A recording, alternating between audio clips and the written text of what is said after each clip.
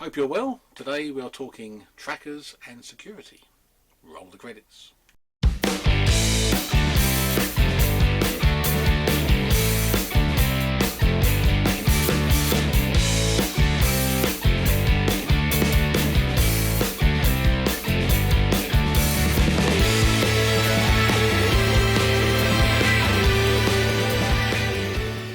Hello, so here I am again up my caravan at the storage facility. Done a couple of jobs over the past few days, which you've probably seen already. But on today's menu is security. So this week I was lucky enough to get a delivery in the post. This is a tracker for the caravan.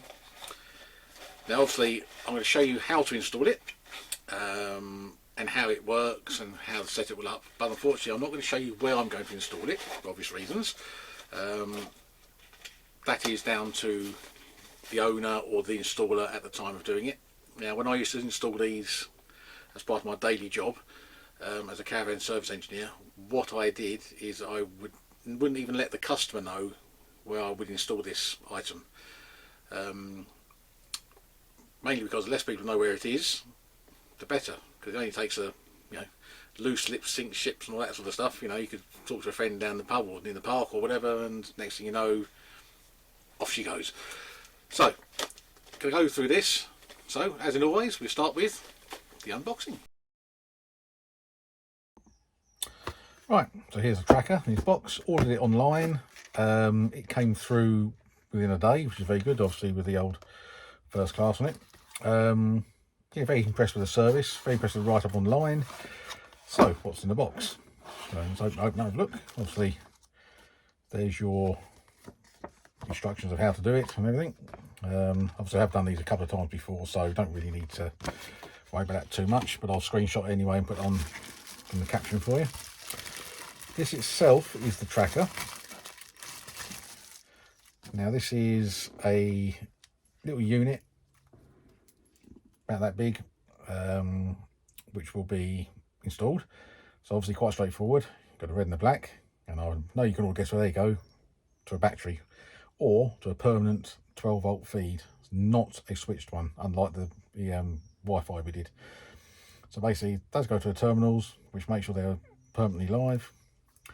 That's the box. This is actually the same make, it's a Teltonica unit, same make as the router on the Avtech system, so it's going to be good, And the rest of the things in the box is just a couple of cards there, how to activate it, phone numbers and such like. So let's crack on.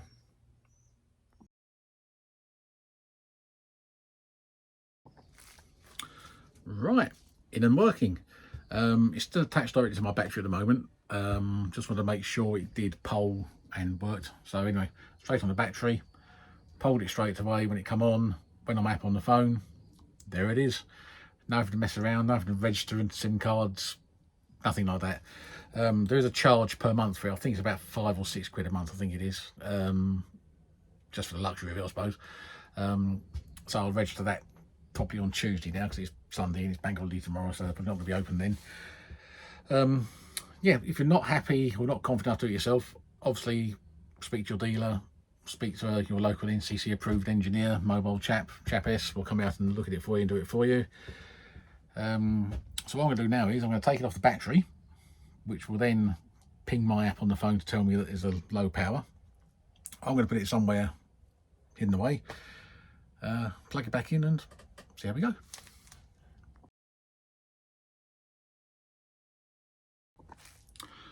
Right, good news. In its new home, all done, ready to go. So I'm very happy with that.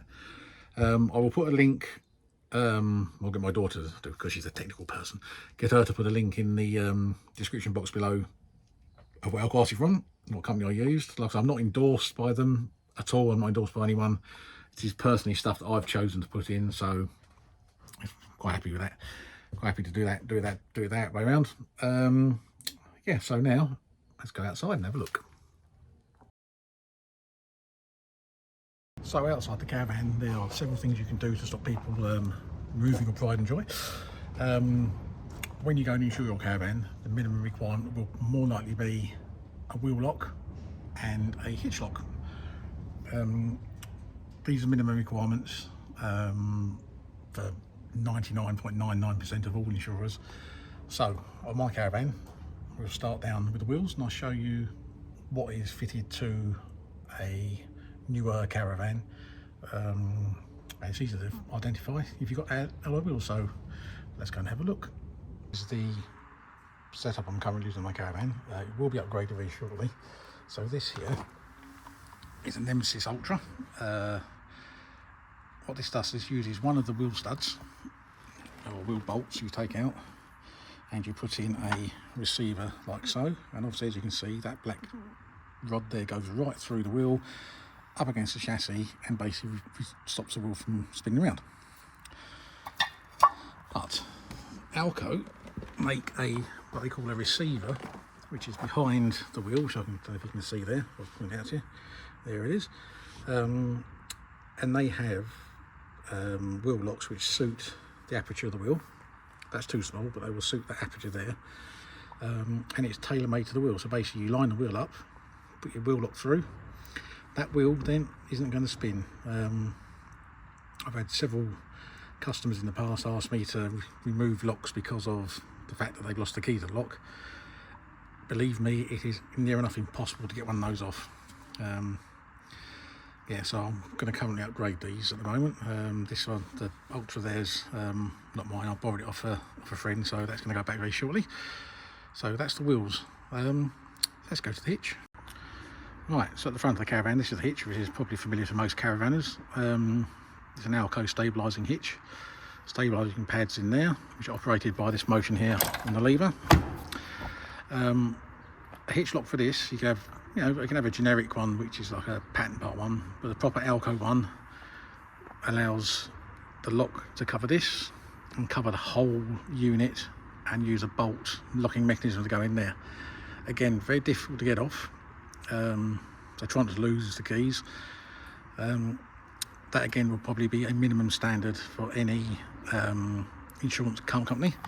You can use a hoop one, which is basically a fake ball on a long bracket, then a U-shaped clamp goes over the top and it's locked into place. Again, good, but not as good as the proper Alco system.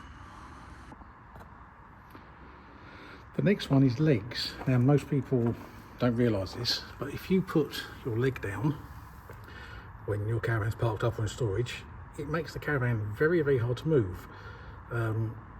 It will move, but obviously that combined with a hitch lock and a wheel lock will basically make it very difficult for it to be moved. But you can buy locks which fit over that, like a tube with a lock end of it, so people can't get to the 19mm there to unwind, and we'll wind them up. Usually don't have them on the front ones like this one, but you usually have them on the back ones, because the back ones are directional, so if the caravan wants to move forward, they would end up digging into the floor. So it's worth thinking about. Another security device which was around about 15 years ago was, I think they called it a Bigfoot or a claw. What basically that was underneath the back of the caravan would be a wind down claw. So as you put the caravan in, you'd wind the claw down, and that basically would dig into the floor. So if anyone did try to move your caravan, what they do would plough a great big hole wherever you stored it. That would definitely slow people down. The other thing people don't realise is if you've got valuable stuff in there you store in there, in your caravan, what you got to do, leave the blinds down. People are very nosy. It's like having a dealership with the caravan. All the windows are down, and the first thing someone does is you go, oh, hello. You can see what you got on show. I mean, people do the best things to do. They put tellies under quilts, under floors, under the beds. But to be honest, that's the first place people look.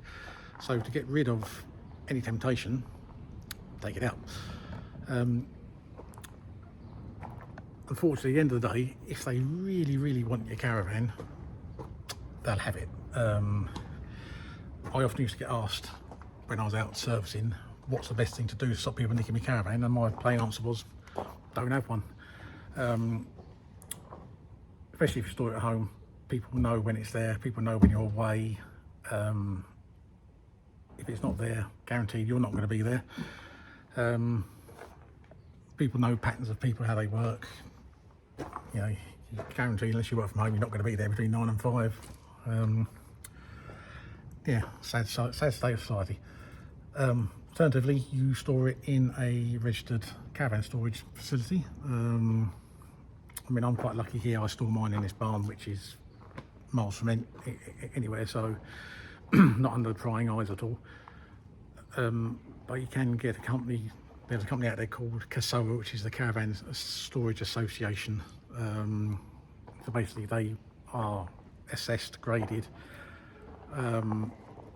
storage facilities which are approved, and 9 times out of 10 they're insurance approved as well, so you won't need to worry about that. They are proper nice sites. Right, so that brings us to the end of this edition. Any questions, please put in the comments below. Click like, subscribe, and we'll see you again very soon. Goodbye for now.